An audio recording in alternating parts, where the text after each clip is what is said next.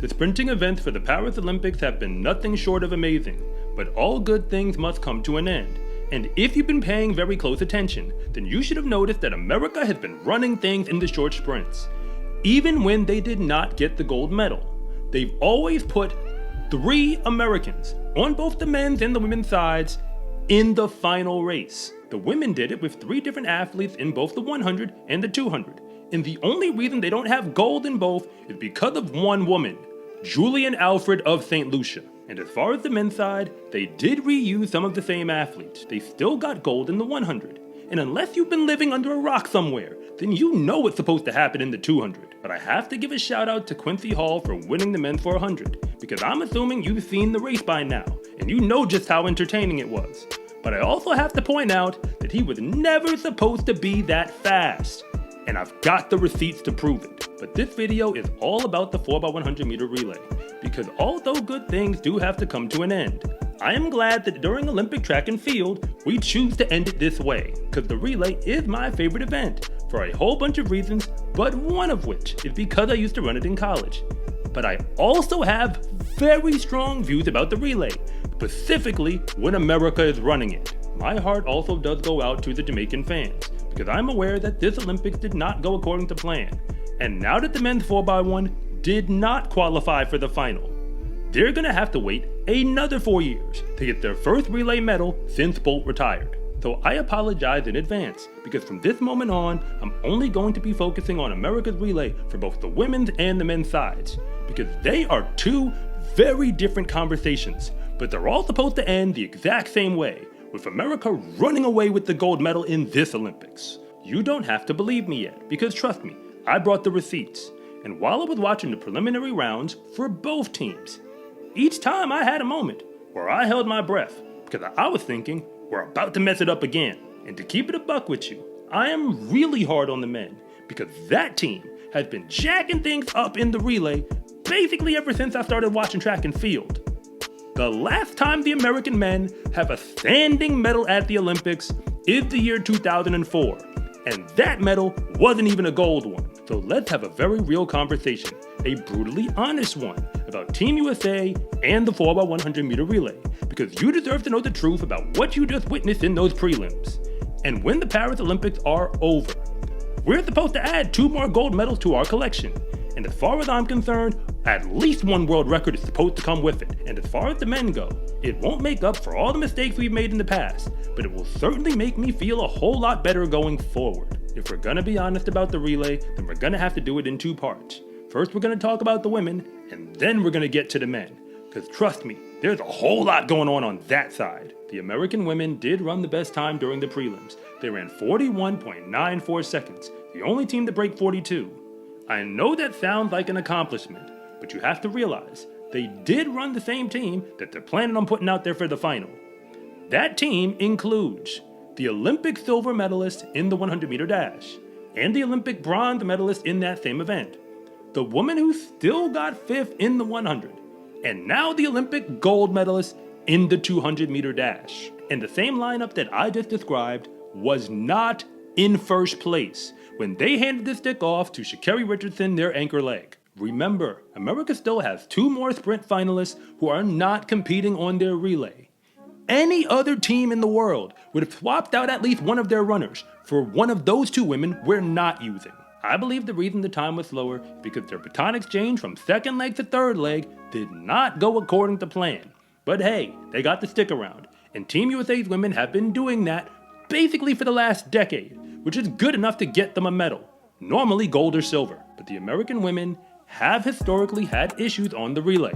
In 2004 and 2008, they were disqualified in both 4x1s. Yet when they came back in 2012, they didn't just beat Jamaica to win the relay. They broke the world record, going 40.82 seconds to pull it off. So from then until now, it has always been Team USA and Jamaica battling it out for gold and silver at the Olympics in the 4x1. America won in 2016, and Jamaica got them back in 2020. But allow me to put something in perspective. From the year 2000 up until now, only 2 nations have ever broken the 41.50 barrier at the Olympics. You already know their names. It's USA and Jamaica. and the time that the American women ran during the prelims was only 41.94 seconds. Remember, the world record is 40.8. Nobody else in the world broke 42. If you consider that Jamaica is nowhere near full strength, where their 3 fastest women over the past decade plus are not able to compete anymore in this Olympics. We know who is supposed to win the relay this year. The American women are actually so fast that they can severely underachieve during the prelims and still be in the number 1 spot. So yes, the Olympic gold in Paris is supposed to go to them. But if you're new here, I want to say thank you for even making it this far into the video. And I'm Coach Rob, the founder of SCArecruiting.com, where I rank the best track and field recruits across the entire nation. And if anything that I say actually connects with you, it is always greatly appreciated if you would please like and subscribe. But if I don't, just let me know in the comment section, because I try to read them all. But when it comes to the American men, they've been jacking up the relay for a very long time. I've personally still got scars from it, because ever since I've been watching track and field, they've been losing in the relay. The issue isn't only that they lose, it's that America always has some of the world's fastest men, and there are years where they're not getting a medal and not even getting to stick around at all. In Paris, they won their preliminary heat pretty convincingly in 37.47 seconds, but the first to second baton pass was still not ideal, and I did hold my breath when Christian Coleman was running up on Fred Curley. The American men's relay has so much speed on it that we never send out a world-level relay without 4 men who can break the 10-second barrier in the open 100-meter dash. That is not true for almost any other nation in the world, so the American men should always break the 38 flat barrier when you have that much speed on the track, because if you account for the exchange zones and know anything about the 4x1, you should be able to drop at least 2 seconds when you add up everybody's open 100s. So 37.47 is not a bad race, but those 4 men can definitely go even faster. The only problem with Team USA's 4x1 is that the 4 men we just ran in the prelims are not the 4 men who are going to run the final. And that inconsistency has contributed to their issues with getting to stick around cleanly for the past 2 decades. But I'm going to be very clear about this. Team USA this year is on world record watch for a reason. We are basically running the Avengers on that relay, because 3 of the 4 men are all individual world champions in the 100-meter dash. For that matter, 1 of them is an Olympic gold medalist, and the 4th man is just an Olympic silver medalist, and still an Olympic finalist in the 100-meter dash. That has never happened on a world-level relay, and please fact check me on that if I'm wrong. And after all the speed the Americans have, they got the silver medal in 2004, losing to Great Britain, when they still had the Olympic gold medalist in both the 100 and the 200, and they didn't even break 38 seconds in that race. In 2008, they dropped the baton. So yeah, that's a wash. And in 2012, you might have thought they got a medal, but that team got disqualified for reasons I'm not getting into right now. And in 2016, they got disqualified. Again. For a baton exchange issue, of course.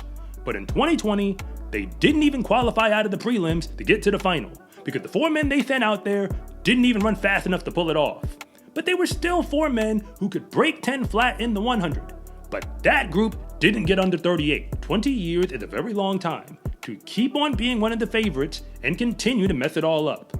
Noah Lyles said himself that as long as he is on the anchor leg for an American relay, America does not lose. So maybe that's the history that we should be focusing on heading into the Paris final, because I know he wants to break world records, and as far as I'm concerned, this relay record is the best one that he's going to get a chance at. I get that Usain Bolt led an incredibly fast Jamaican team to the world record, but that team did not max out how fast they could actually go.